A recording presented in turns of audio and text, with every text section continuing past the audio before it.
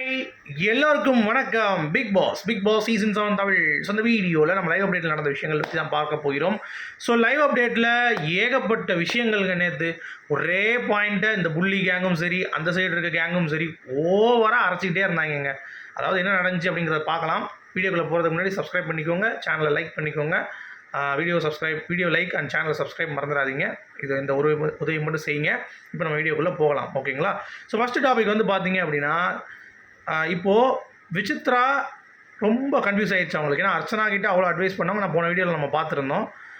அர்ச்சனாவும் சொல்லிட்டாங்க, எனக்கு வந்து வீக்கெண்ட் எபிசோடில் ஒரு கிளாரிட்டி இருக்கா நான் பண்ணுறேன், நான் ஜட்ஜின்றோம் என்ன கேள்வி கேட்டுறக்கூடாது, அதுக்காக நான் வந்து கிளாரிட்டி இருக்கிறேன்ட்டாங்க. இவங்க உடனே விஷ்ணுக்கிட்ட போய் ஏன் அப்படி பண்ணேன்னு சொல்லி கேட்க, விஷ்ணு ஒரு பாயிண்ட் பிடிச்சிட்டான். நிக்சன் ஒன்று கிடந்துச்சு, அதை முடிக்காமல் ஏன் அவங்க மணியில் கை வச்சாங்க. அப்போ இவங்க ஒரு கேம் ஆடுறானுங்க, நான் ஏன் ஆடக்கூடாது? அது மட்டும் இல்லாமல் நான் ப்ரெசன்ஸ் ஆஃப் மைண்டோட தான் விளாட்னேன்.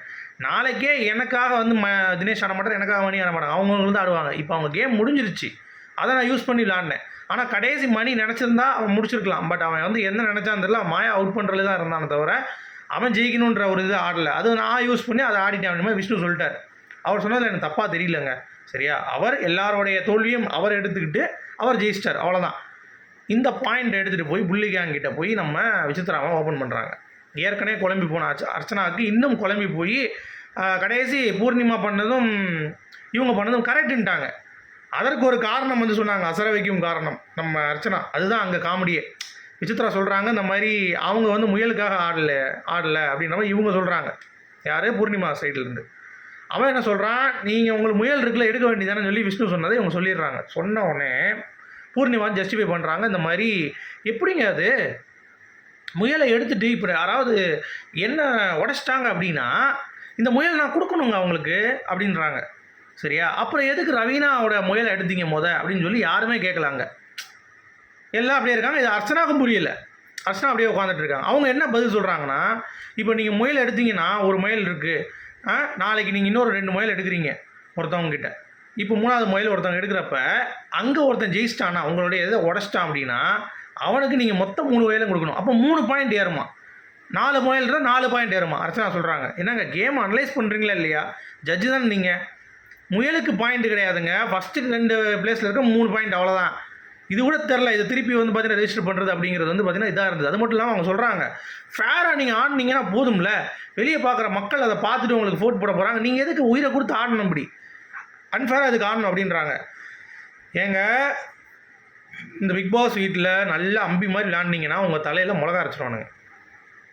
ஒரு சில இடத்துல நீ இப்படி ஆடினியா, நான் உன்னை விட வேகமாக ஆடுறேன்டா அப்படின்ற மாதிரி ஆடிருக்காங்க.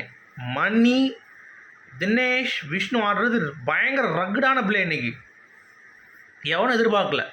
தீயாக இருந்தது லைவ். அந்த இது முடிகிற வரைக்குமே தீயாக இருந்தது. தினேஷ் ஒரு பக்கம் வெர்பல் சப்போர்ட்டு, மணி விஷ்ணு உட்காந்து பிரித்து மேஞ்சிட்டாங்க புள்ளிக்காங்க, சரியா? இதெல்லாம் வந்து அர்ச்சனாவுக்கு தெரியாது. மக்கள் அவ்வளோ ரசிக்கிறாங்க இப்போ வெளியே உட்காந்துக்கிட்டு.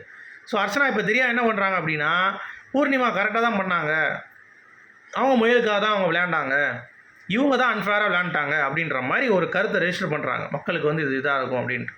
விசித்ராக்கு ஐயோ எனக்கு ஒன்றுமே புரியலையே அப்படின்ற மாதிரி சொல்கிறாங்க. அர்ச்சனாவுக்கும் ஒரு தவறான புரிதல் அங்கே ஏற்பட்டுருச்சு, ஒன்றுமே பண்ண முடியாது.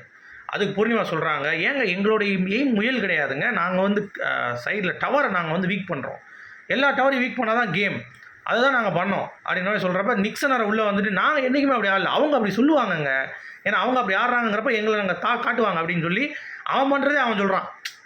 மாயா அந்த சைடு சொல்கிறாங்க, மணியோட முயலை வந்து எடுத்து விஷ்ணு கிட்ட எதுக்கு கொடுத்தான், நீங்கள் கொடுத்த முயலை எதுக்கு விஷ்ணு கிட்ட தூக்கி கொடுத்தான், அது அவனுக்கு தானே சொந்தம், அப்போ அதுவே கேம்ங்கிறாங்க. ஏம்மா அவன் ஜெயிச்சது அவனுக்கு தானே கொடுப்பான், என்னடா அவனுங்க அப்படின்ற மாதிரி தான் இருந்துச்சு, சரியா? இதெல்லாம் ஒரு ஹைலைட்டு. இங்கே வந்து பேசிகிட்டு இருக்காங்க இப்படி. அப்போ திடீர்னு தினேஷ் வந்து பிக் பாஸ் ஹவுஸ்க்குள்ளே போகிறார். புச்சுப்புன்னு ஆகிட்டாங்க. ஆஹா இவன் வேறு வந்துட்டான், பேசுனானா வச்சு செய்வான்றக்க ரவீனா அனுப்பிச்சி விட்டு அங்கிட்டு விஷ்ணு கலாய்ச்சிட்டு இருக்கான். அட பாயில், அடே நான் ஒரு ஸ்டார் தாண்டா வாங்கினேன், என்ன போய் 3 பாயிண்ட் தானடா, அடுத்து கூட நீங்கள் ஜெயிச்சுக்கோங்கடா, ஏன் இதுக்கு பிரச்சனை இல்லைடா, ஏன்டா அப்படி தூங்காமல் பேசிகிட்டு இருக்கீங்க அப்படின்னு அங்கிட்டு கலாய்ச்சிட்டு இருந்தான். ஸோ ஆக மொத்தம் இந்த இஷ்யூ தான் போயிட்டுருக்கு. இதில் அர்ச்சனா வந்து பார்த்தீங்கன்னா இவங்க பண்ணது தப்புன்னு நினச்சிட்டு இருக்காங்க. பட் மக்களுக்கு அப்படி கிடையாது, வேறு லெவல் பண்ணிட்டாங்க அப்படிங்கிறது தான் நம்ம கேங்கு. ஸோ மீண்டும் சந்திப்போம். உங்களுடைய கருத்துக்கள் சொல்லுங்கள். Good bye.